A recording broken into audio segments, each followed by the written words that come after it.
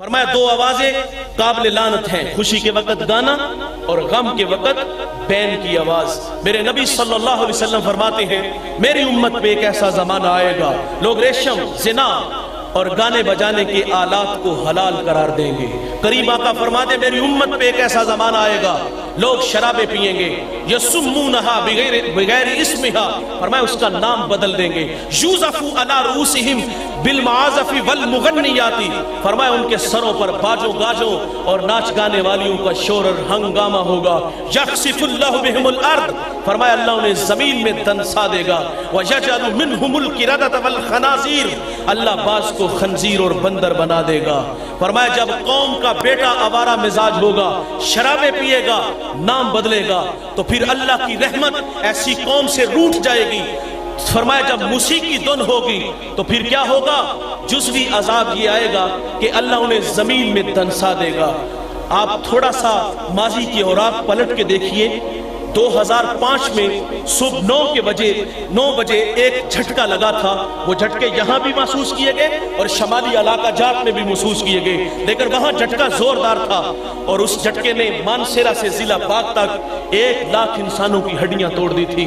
کتنے سہاگ اجڑے، بچے یتیم ہوئے، ارمان کچلے گئے، اور کتنے لوگ تھے جو سخاوت کے دیوتا تھے، لوگوں نے صبح کے اجالا میں دیکھا کہ ہاتھوں میں کشکول لیے وہ بھی بھیک مانگ رہے تھے۔ فرمایا جب شرابیں پیئیں گے، موسیقی دھن ہوگی تو اللہ کا عذاب کیسے برسے گا؟ اللہ انہیں زمین میں دنسا دے گا۔ اچھا جب یہ زلزلہ آیا تھا نا، جھٹکا لگا تھا، تو خیال یہ تھا کہ صبح مسجدیں جو ہے وہ بھر جائیں گی، پیشانیوں میں سجدوں کا نور آئے گا، آنکھوں پر حیا کے پہرے بیٹھیں گے، کانوں میں قرآن کے نغمے آئیں گے۔ لیکن صبح ہوئی تو مسجد میں وہی 1.5 صف نظر آئی، اور پھر ہم نے چوکوں پہ، چائے کے کھوکھے پر اور جگہ جگہ پہ یہ تبصرے سنے۔ ہم لوگوں نے کہا وہ بڑے بدکار لوگ تھے، پہاڑوں میں رہنے والے لوگوں کے اخلاق اچھے نہیں تھے، وہ فساد کے کھوکھلے دانے پہ کھڑے تھے، وہ چلتے اکڑ اکڑ کے، بولتے بگڑ کے، مستی ہی مستی، نشہ ہی نشہ ان کا تیور تھا۔ اللہ کا منادی 5 وقت حی علی الصلاۃ کی صدائیں دیتا تھا، ان کے کان پہ جو تک نہیں رینگتی تھی، واعظ نصیحت کرتا تھا، وہ غفلت کی پٹی نہیں اتارتے تھے۔ اللہ ناراض ہوا اور انہیں کھینچ کے زمین میں لے گیا ان کے رویوں کی وجہ سے۔ میں نے یہ بات جگہ جگہ پہ کی، پورے پاکستان میں آنا جانا ہوتا ہے، میں نے جگہ جگہ یہ بات کی، میں نے پنجاب کے لوگوں سے بھی کہا مانا کہ پہاڑوں میں رہنے والے لوگ بڑے بدکار تھے، سیاکار تھے، بند کمروں میں آبرو ریزیاں کرتے تھے اور ان کے اخلاق کھوکھلے تھے۔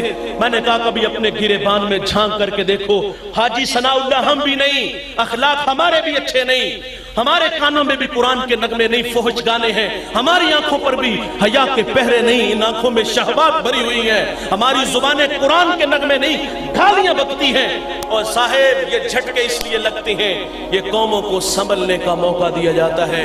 اگر عذاب کا کوڑا پہاڑوں میں برسا ہے تو کھینچ کے زمین میں لے گیا، اور اگر اللہ ناراض ہوا، یہ جزوی عذاب ادھر آیا تو یہ دوڑتی گاڑیاں، یہ فلک بوس عمارتیں، یہ بنگلے، یہ پلازے، اگر وہ جھٹکا دے گا تو انہیں بھی خاک میں ملا دے گا۔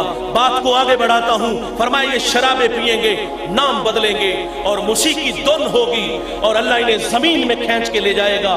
بعض کو خنزیر، بعض کو اللہ بندر بنا دے گا۔ انسان ظاہری طور پہ خنزیر اور بندر نہیں بنے گا، لیکن خنزیر اور بندر کی جو صفات ہے وہ انسان میں آ جائے گی۔ علم حیاتیات میں لکھا ہے خنزیر کی سب سے بڑی صفت یہ ہے کہ وہ بے غیرت اور بے حیا ہوتا ہے، بندر کی صفت وہ نقالی کرتا ہے، ایکٹنگ کرتا ہے۔